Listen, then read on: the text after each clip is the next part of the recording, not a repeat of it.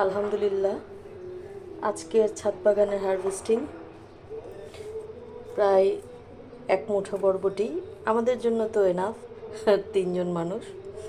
আর 4টা বেগুন আর কিছু কাঁচামরিচ। কাঁচামরিচ কাঁচাগুলি আমি উঠাই নাই, পাকাগুলি নিয়ে আসছি, কাঁচাগুলি গাছে থাক। আলহামদুলিল্লাহ, সব কিছুর জন্যই শুক্রিয়া। আল্লাহ রিজিক যেভাবে যাকে দিতে চান সেভাবে দিতে পারেন।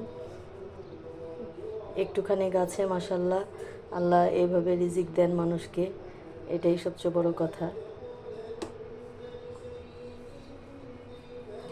নিজের ছাদ বাগানের সবজি দেখে নিজেরই অনেক আনন্দ হচ্ছে।